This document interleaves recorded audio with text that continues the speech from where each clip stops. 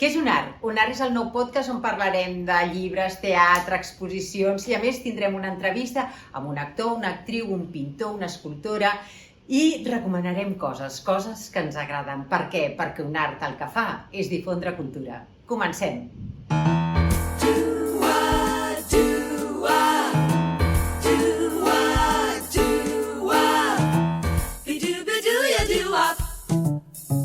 Avui tenim amb nosaltres el Perico Pastor.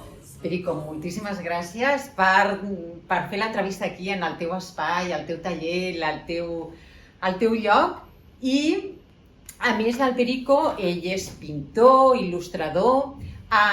Les seves obres i dibuixos, il·lustracions les podem veure arreu del món, des de Nova York fins a Tòquio. Les seves il·lustracions les hem pogut veure al New York Times, al Harper, al País, a La Vanguardia, entre molts altres que em deixo.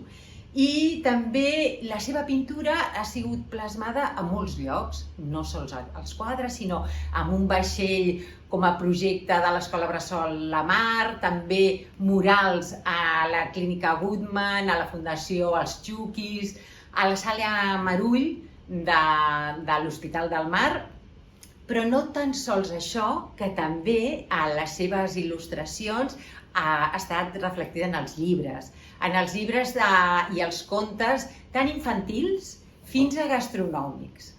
I també a la Bíblia. Sí, a la Bíblia per l'editorial Proa, també l'Enciclopèdia Catalana i bé, ara ens explicarà també tot plegat. I també les seves exposicions no són allò que exposicions que pengen als quadres, a més hi ha guies, visites, hi ha comentades i a més crea moltes sinergies. Aquesta última ha sigut a la llibreria Ona, que encara hi és, que és una sinergia de literatura amb pintura, amb l'obra de Josep Pla, les hores. I on té l'exposició, que encara hi és, no? Encara la continua. Durarà un any perquè el llibre és el llibre de les hores, que són les hores de l'any, i a més, com que la vam començar al juny, jo vaig començar a mirar del llibre, al juny, i això durarà fins al mes de Maria, fins al maig. Fantàstic. I va canviant, i va seguint, es van venent i van rotant, és a dir, que és una exposició que es va creant i dura un any. Fantàstic. I llavors doncs també va fer amb una altra galeria, a la galeria a Sant Cugat ha treballat i molt, també amb una galeria aquí en el Poble Nou, on les obres que no es venguessin es van cremar per Sant Joan. També ha fet sinergies amb música amb el Barcelona, que era música de Bach, amb un músic fantàstic, el Daniel, doncs feien també música amb les seves obres. El que l'inspirava aquesta música, doncs va fer les seves obres. I per últim... I te'n deixes una, de sinergia, amb dansa. Amb dansa, aquesta no la sabíem. Ja, quan jo estava començant, l'any 79, amb el Cés Gelabert, el Cés Gelabert va muntar i, entre cometes, col·locar un espectacle en un teatre mític del Off-Off, la Mama Theatre, 2 caps de setmana, divendres, dissabte, actuàvem el Cesc i jo, ell ballava a l'escena i jo dibuixava a l'escena. I quan s'acabava, el Cesc i jo ballàvem un tango junts. Bon dia! Ei, aquesta sí que és bona. T'enviaré una foto. Fantàstic. Doncs escolta, mira, que bé, perquè aquesta sí que no l'he trobat enlloc, aquesta. No l'he trobat enlloc. No està massa documentada. No, ostres, molt bé. Doncs bé, ara m'ha vingut dir que per això sempre ballem, no? Sempre ballem. Sempre el ball ha sigut molt important per tu, no? I després també, l'última que jo em pensava que era la primera del tema teatre, hem tingut el plaer de veure'l al Teatre Romea. Al Teatre Romea fent les aigües del temps que ens ha ensenyat Perico Pastor en l'escenari, gaudint tots els altres de com pintava i com creava una obra, i mentre ens comentava l'obra desconeguda de Balzac. I amb un final que no ens va deixar indiferents. Gràcies, Perico, una altra vegada. Gràcies per estar aquí. No. Escolta una cosa. Projectes. Quins projectes tens amb Solfa? Perquè tu tot el dia, mentre estaves aquí fent el cafè, pintes, no pares.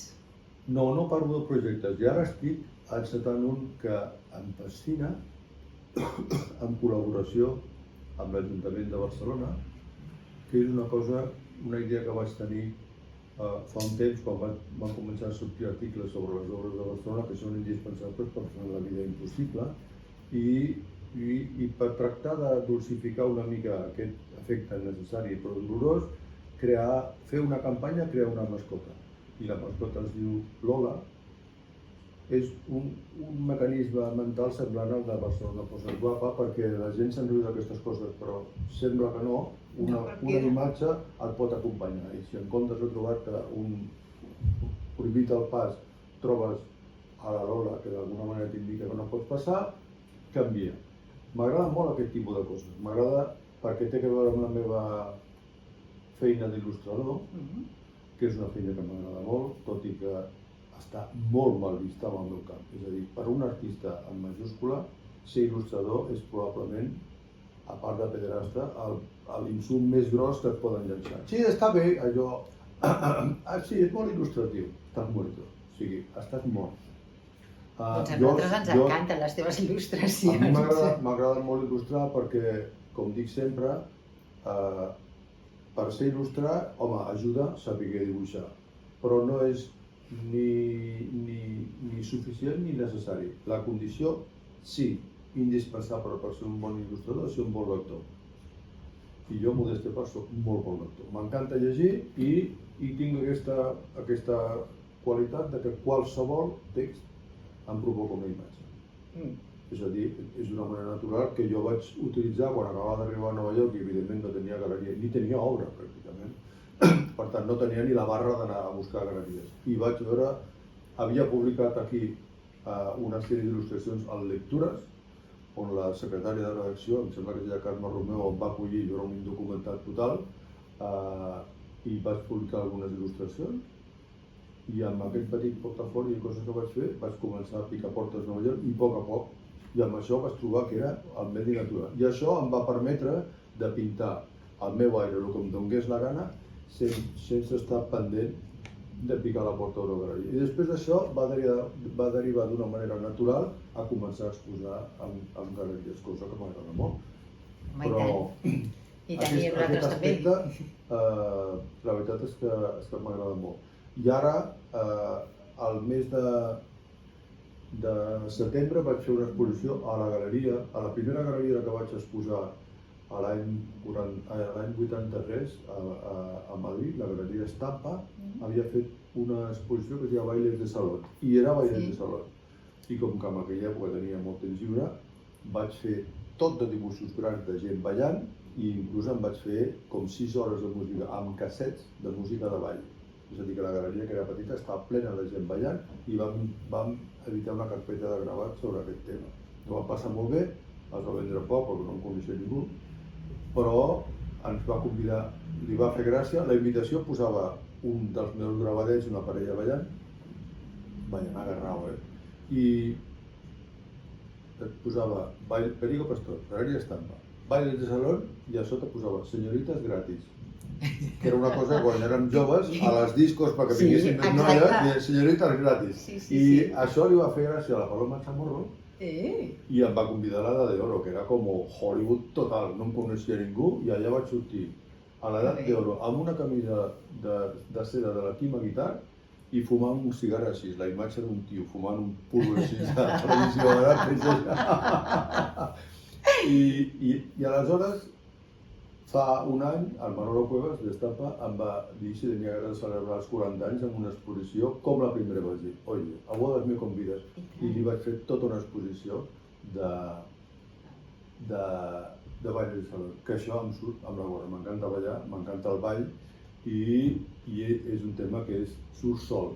I amb els excedents d'aquesta exposició, ara estem planejant a la Galeria Itúrria de Cadaqués fer una exposició que sigui només de la verbena.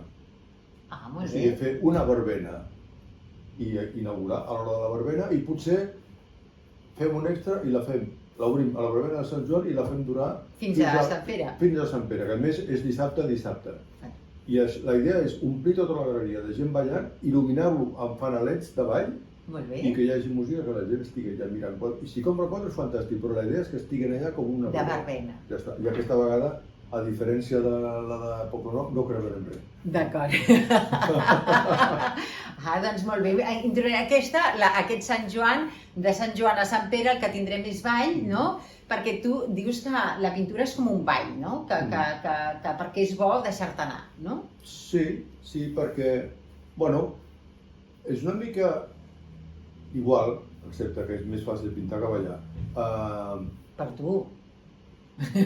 Quan a mi, a casa meva ballaven molt. Dues germanes i els meus pares i es ballava molt. I de vegades, després d'un sopar de família, acabàvem ballant tots. I a mi em van ensenyar a ballar a Garrao, les meves germanes, amb el Renato Carosone, d'aquestes músiques, i amb això em defenso. I ho he fet tota la vida. Després, quan vam anar...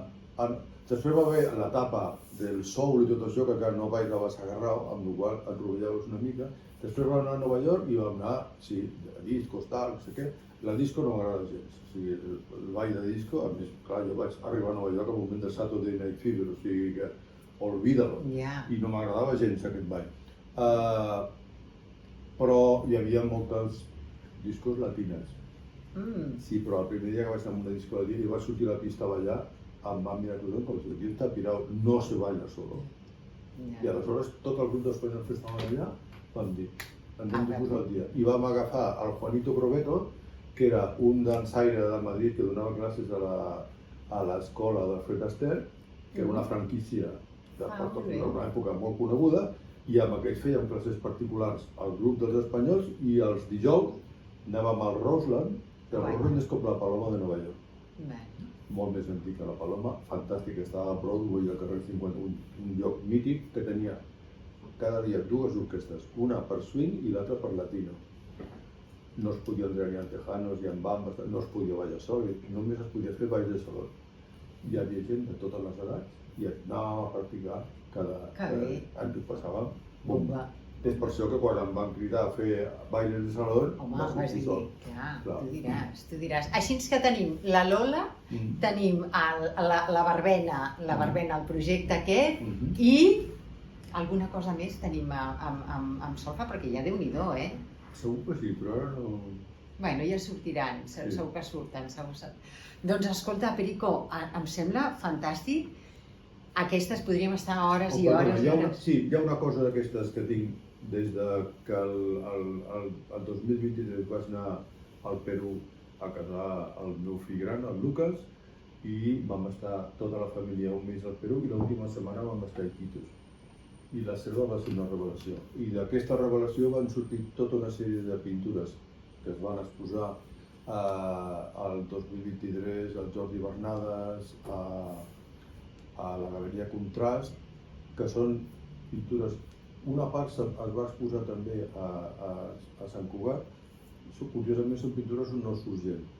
A Sant Cugat vaig fer l'esforç de barrejar els verds de les jungles amb els torrats aquests de la meva gent. Va funcionar així, perquè realment el que em va flipar va ser aquesta immersió en la selva, i d'aquí van sortir paisatges del Perico, que ja dic, que això m'havia passat un sol cop a la vida, que la primera vegada que vaig estar a la Toscana vaig fer tota una sèrie de pintures d'1 metre per 2, de les quals no queda ni una, que eren només paisatges de la Toscana. O sigui que ara has tornat a... Les ganes que tinc és de ficar-me a la selva, i per això aquest cap de setmana em vaig a veure l'exposició del Salgado a refrescar la memòria. Perquè si no, l'altre... Fa molts anys, per un projecte del Museu de Zoologia, vaig haver de fer una selva, i per inspirar-me de la selva el que vaig fer va ser, me'n vaig anar a l'Umbracle. Ara està tot arreglat, però mirant sobretot la part de les plantes baixes que hi havia a l'Umbracle, d'aquí va sortir una selva. però clar, no és el mateix que està a la selva de veritat. Això està clar, això està clar. Home, l'exposició que aniràs a veure és preciosa i a més, perquè a part de les imatges tens el so, que vull dir que segur que entraràs a la selva, segur estant a Barcelona, vull dir que serà fantàstic. Doncs que bé, doncs que bé. Doncs escolta, nosaltres aquí a UNAR recomanem coses que ens agraden, no? I ens agradaria que ens expliquessin, a veure, un llibre que t'agradés. Que t'ha agradat. Sí, m'agraden molt els llibres en general. Una cosa que faig és picoteo molt, tinc llibres per aquí, vaig picant. La raó per la qual fa molts anys, amb els diners de la primera exposició que vas guanyar diners, vaig parlar amb en Joan Manuel de Corba i li vaig demanar que comprés l'obra completa del Pla a preu d'editor, que és un descompte considerable. Home, i tant. I me la vaig comprar tota, en aquella època encara vivia a Nova York, i quan anava a Nova York me n'emportava uns quants volums i era una lectura ideal per tenir a l'estudi, perquè són moltes coses sueltes, els humanots, no sé què, tal i qual, aleshores el temps de fer una pausa, llegir un tros de Pla i continuar. De llibres que m'hagin agradat, una de les coses que em passen és que llegeixo un llibre i m'oblido de l'autor, del títol i tal, però un llibre que realment m'ha impactat és un llibre que en francès es diu Veiller sur elle, que vol dir cuida d'ella o vetllar sobre ella, d'un francès que tinc que mirar al mòbil perquè recordo, oblido sempre com es diu, i bueno, no em surt. Sí, Jean-Baptiste Andrea. Que és el que deies que havia guanyat el Premi Goncourt, no? El Premi Goncourt fa un parell d'anys. I és un llibre romàntic, però de l'època en què encara no existia la paraula romàntic. És un llibre desaforado, desmelenado, amb les passions, i la vaig trobar fantàstic. Fantàstic perquè trobo que, potser és que no estic al dia, trobo que hi ha massa literatura que va amb l'altra direcció. A mi m'agrada molt l'assaig i no tinc cap problema amb la literatura testimonial, però hi ha un sentit de la literatura. Jo he llegit La vegetariana de l'última Premi de Nobel, un secall de llibre, que sento molt la condició de les dones a Corea del Sud que ho passen mal. Però d'això, per mi no fos un llibre. I de les hores de l'Annie Ernaux, que és un altre Premi Nobel, sento molt que hagi tingut una vida tan gris i tan desgraciada. Però per mi això no dona per literatura, o com a no és la literatura que m'agrada. En canvi aquest t'ha entusiasmat. Sí. No, doncs està molt bé. I d'exposició? Quina exposició diries? D'exposició... O potser és que no... Sí, el que passa és que d'exposició tinc de dir que hi ha dues exposicions que m'han flipat. Sobre una d'elles vaig escriure a La Vanguardia, que és Pierre Alechinsky. Pierre Alechinsky és un belga que té 90 i molts anys i és l'únic supervivent d'un grup que es deia Cobra dels anys 50, que van ser els que van fer la importació de l'expressionisme abstracte americà aquí a Europa. Es deia Cobra perquè era Copenhague, Brussel·les i Amsterdam. Eren tots artistes nòrdics. I la característica de l'Alechinsky, que no és el més conegut, l'Asger Jones és més conegut del grup, però és el que ha viscut més, és que va ser la primera vegada que vaig veure algú que dibuixava en pinzell.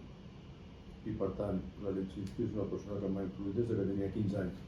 A part d'això, totes les exposicions, totes les obres que he vist d'Alechinsky m'han flipat. La seva manera de treballar, que és al mateix temps molt seriosa, molt treballador, una mica com el Hockney, però també molt juganera, i una cosa que m'entusiasma tant d'ell com del Hockney és que no van d'artistes. El rotllo Bacon and Company, que jo estic molt angoixat i sufro mucho, per tant m'has de comprar el meu quadre perquè el meu quadre és la vida, l'umpen i tal. Mira, no. Pinten molt bé, expliquen moltíssimes coses, penquen molt, però aquest rotllo no el tenen, és a dir, que hi havia una sintonia. I quan vaig veure aquesta exposició, que a més estava molt ben muntada a Brussel·les, estava muntada en una casa a la Villa Bogosian, que és una antiga un xalet art déco molt maco i hi havia una selecció de 50 quadres ja per a morir-se. Al mateix temps, amb el mateix viatge, sense haver-ho planejat, vaig veure una exposició del Jean o Hans Art i la Sophie Tauber Art. Aquests que eren del fi de segle i que van ser els dos parts de la Bauhaus, però abans de la Bauhaus. I també a Brussel·les. A Brussel·les, als Beaux-Arts de Brussel·les, una exposició tan ben feta, tan ben penjada, que en tenies un cas excepcional d'una parella en la qual el respecte mutu era total, la complicitat era total, i a part d'això l'obra era fantàstica. I a més, ella venia de les arts aplicades. Clar que al moment de la Bauhaus es van reivindicar les arts aplicades com belles, però ella venia realment de les arts aplicades i el respecte i l'amor amb el qual el Hans Art no només diguem-ne la va acollir, sinó s'hi va apuntar, és fantàstic. I el que era emocionant és que ella va morir relativament jove als anys 50 o així, i el Jo va continuar treballant, i molt, 30 anys, continuant l'obra comuna. I això estava molt ben pensat. A l'altre extrem de les coses, vaig anar en peregrinació al Guggenheim de Bilbao a veure l'exposició de la Hilma af Klint, que no és la millor exposició que he vist mai, ara és de lluny l'exposició més ben venuda que he vist en la vida. Perquè quan jo hi vaig anar, perquè clar, te la venen com a precursora, te la venen com a dona, te la venen com a rebel perquè era teosofista. I, bueno, al final va ser a més una gran productora, una persona una mica posseïda de si misma, perquè com que tenia els mitjans, perquè era de bona família, a partir d'un cert punt, quan dic de bona família vull dir que era una persona que es podia construir una casa encara en la seva fundació al costat, a la vora d'un llac a Suècia, perquè la llum era bona i era el que necessitava. De bona família, de molt bona família. I bueno, precursora relativa, perquè va néixer al moment que va néixer el Matís, precursora però menys. Una exposició meravellosa vista aquí, jo ja l'havia vist a París, la vaig tornar a veure a París, meravellosa, ben muntada, ben escenificada i d'una persona extraordinària, de la Suzanne Valadon, al Menac. La Suzanne Valadon era una pintora extraordinària, era una pobra noia que va començar de model, i en aquella època la línia entre model i prostituta era finíssima, però també per demostrar que això és un altre estereotip tret de la Bohème. Va ser model de Toulouse-Lautrec, de Degas, de tota aquesta gent, i tots la van respectar personalment i respectar professionalment. El Degas, que era un dels misàntropos més grans d'Europa, una mala legendària, sempre la va tractar com una col·lega, li va ensenyar tot el que sabia, li va comprar molta obra, i aquesta senyora, que va néixer modestament a la mateixa època que l'Anne Klimt, va morir l'any 60 amb una carrera de pintora. Si veus el seu estudi al Museu de Montmartre, és emocionant perquè te n'adones de... Bueno, al costat del seu estudi això és el Hilton. O sigui, veus la senzillesa amb la qual una persona que segurament diu, no, aquí és molt confortable. M'entens? I és una exposició fantàstica. Bueno, doncs aquesta senyora sueca, que tothom va en peregrinació, resulta que aquesta, bueno, tenía mucho tiempo libre y muchos medios. I aleshores, molt de l'època, en un moment va entrar amb el món del teosofisme, l'espiritisme, tal, no sé què, màximo respeto. Però clar, arriba un punt en què ella decideix que, bueno, fan sessions d'aquestes espiritives, parlen amb l'esperista, i aleshores ella diu que als seus quadres li dicta un esperit. I l'esperit li ha dit, necessito allò, 27 quadres amb grups de 3 sobre el tema de tal. Això està ple d'estrelles, pentàgonos, heptàgonos, hexàgonos, símbols. No és que sigui una mala pintora, és una pintora mediocre, i a més una altra persona que és de la mateixa època, que també va ser teosofista, és el Kandinsky. Però una diferència fundamental, quan el Kandinsky es posava a pintar, estava sol amb la seva tela. No hi havia un esperit que el dictés. Quan tens un esperit que et dicti, sigui l'esperit de qui sigui, del Ramsès II o el de Mao Zedong, no vas fer. Els quadros te'ls fas tu amb la tela. I per això els del Kandinsky són bastant millors. Ara, el que em va flipar és que no quedaven catàlegs i a més exhauria les entrades, o sigui, molt ben muntada.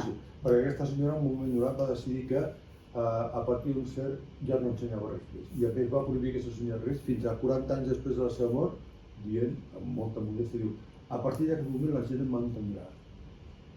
I soy guapadas, nada, ¿no? Y hostia, lo tuyo es fuerte. Bueno, és la contraposició entre una manera de presentar l'art i l'altra. A mi ja no em posa nerviós, però és una manera de difondre l'art i la cultura que a mi sulfura. Ja. I escolta, i d'obra de teatre? D'obra de teatre? Sí, fa un mes o així, vaig anar a veure La casita en la muntanya al Heartbreak Hotel de Badal i la veritat és que em va entusiasmar. Primer per la qualitat és una obra que és un diàleg entre dos actors a una taula i part del públic està a la taula i els altres estem, és un teatre minúscul, doncs crec que és un invent de l'Albert Rigola. I la veritat és que em va encantar. I la qualitat dels actors i a més perquè com que és un diàleg deien molt bé el text. I jo era molt amic de l'Anna Vitara, que deia molt bé el text i a més era una gran professional i sempre parlaven de la dificultat que tenen els actors d'aquí, a dir, se'n va tot amb el gest, inclús a les pel·lícules.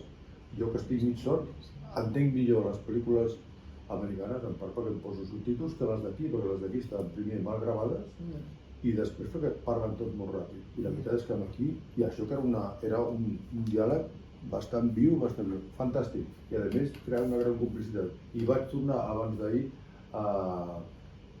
al Heartbreak Hotel perquè hi ha un monòleg de la Rosa Renom. Rosa Renom. Rosa Renom. Fantàstic. El text no m'agrada gens, perquè és un altre text també de la dona humiliada. Tots, amb aquest text, els tios són uns fills de puta, tots. Però tots, allò, tens ganas de decir, perdón, antes, home, que salga uno medio simpático, por lo menos, ¿no? Però ella ho fa, i clar, aguantar un monòleg d'una hora, molt bé. O sigui, i a més, és una gran actriu, la Rosa. I m'encanta que es faci aquest tipus de teatre de butxaca i que algú com el Rigor hagi apostat per aquest tipus d'espectacle. No, i tant, que bé. I pel·lícula? 47. 47, que bé. 47 per moltes raons. La primera perquè jo, que conec l'època, em vaig reconèixer totalment amb la que vaig sortir plorant de l'emoció. Després perquè les actuacions són increïbles. Tercer, perquè a diferència del 99,9 periòdica pura de les pel·lícules que passen d'aquesta època, no hi ha els bons d'una banda i els dolents de l'altra. És a dir, perquè ens entenem, en una pel·lícula normal, el brigada de la policia armada, que cada dia havia de comptar això, perquè la cosa vagi bé, a més ha de ser el tio que els hi toca el cul a les noies. O sigui, ha de ser un cràpula total. Allà no, és exactament el reflexe del Fernández i al mig hi ha un moment a la pel·lícula que es miren i s'estan mirant i dient tu estàs aquí, jo estic aquí, però ho tenen claríssim els dos. És tal com funcionava la cosa. Després hi ha una cosa que m'encanta, que no és fàcil, que és la qüestió del català, i hi ha aquell diàleg fantàstic quan ell diu no, és que no entiendo català, i ella, sense problema, li repeteix en castellà, i aleshores ell comença a parlar en català, que és exactament com ha passat la cosa. I que algú t'expliqui les coses d'aquesta manera, a mi ho vaig trobar fantàstic, l'actuació és fantàstica. I a més, clar, és útil recordar que tot això passava quan ja pràcticament estàvem muntant els Jocs Olímpics. No és allò, l'any 45, l'època... No, és el 78, i el tio del bigotet és el Maragall jove. Dius, tela, hi havia la gent que estava visquent així, igual que hi ha gent que està visquent en barraques ara, enmig de Barcelona. I una cosa que em va flipar és que vaig anar-hi amb els meus fills petits, que tenen 16 i 19 anys, i els vaig arrossegar pensando que es passaria mitja pel·lícula de joder, l'abuelo va pesar, tio, coño, van flipar. I a més que flipar, vaig sortir del cine pensant, heu entès com anava la cosa. O sigui, com si haguessin entrat a l'època. I això és molt difícil d'explicar, perquè si no, hi ha massa tendència a fer bons i dolents. Vaig fer la mateixa experiència fa 10 anys amb els fills grans, amb la pel·lícula sobre el Puig Antic, però la pel·lícula sobre el Puig Antic, que tenia moltes coses bones, adoro l'actor, però la pel·lícula era massa. El Puig Antic és el Capitán Trueno i tots els demás són unos hijos de puta. I el Puig Antic, que era un tio fantàstic, que em sap molt greu naturalment que se'l carreguessin, però com tots nosaltres estava lluitant per una cosa que menys mal que no va sortir, no sé si m'explico, que eren tots maoistes i menys mal que no va sortir del maoisme en aquest país. La intenció era bona i la direcció era la bona. I jo, que he conviscut amb la gent que portava pistoles a les assemblees, també tenia que dir, ¿por qué coño quieres una pistola en una asamblea? És a dir, era un desvarío. I ell i el pobre inspector que tenia la seva edat, que va morir al mateix temps, van ser víctimes del mateix. I amb aquesta pel·lícula no quedava tan clar, era massa de buenos i malos. I clar que et trencava el cor. I a més soc molt amic de les hermanes del Salvador Puig Antic. Però no és la manera d'explicar les coses. I sobretot no és la manera. Els grans, sí, però en canvi amb aquesta, els dos van entrar a l'època. Que bé. O sigui que 47. Que bé. Por goleada. Fantàstic. Perdona, a part d'això, veure, Fernández es diu l'actor? L'Eduard Fernández. L'Eduard Fernández, veure'l al 47 i una setmana després veure'l Ben Marco, com és possible que un tio tingui la mirada aquesta pilla, acariciante que té i després el Marco té els ulls opacs? Com es fa això? No s'ho posar lentilles, però que té una mirada que és... És un gran actor, des de fa molts anys i és molt gran, és boníssim, boníssim, molt bo. Però és que tenim gent molt bona aquí, gent molt bona, i ell és un... Jo crec que és... I a més aquest any ja ha coincidit moltes feines i han sortit totes al mateix moment, i molt treballades i molt bé. I de sèrie? De sèrie, per mi, jo no veig massa sèrie, la veritat és que fa temps que veig molt poca tele. Estic aquí, inclús llegeixo menys del que acostumava, estic aquí pintant i fent... Estic treballant moltíssim. I n'hi ha una que m'entusiasma perquè precisament quan m'estava recuperant fa 5 anys em vaig llegir en anglès tota la sèrie, que és la de Slow Horses. Slow Horses, sí. Primer, els llibres m'encanten, aquesta espècie de Le Carré, però en cutre, trobo fantàstic, escriu com un àngel, i la veritat és que el Gary Oldman fent el paper que fa a la pel·lícula és com... I a més, perquè els arguments són boníssims. Que bé, aquesta sèrie ara ha sigut com un dia... Que bé, doncs escolta, moltes gràcies, Perico, per aquesta entrevista fantàstica. I a tots vosaltres, si ens voleu seguir, doncs subscriviu-vos, estem al YouTube, estem a l'Spotify, estem a l'Insta, i res, sobretot, a disfrutar.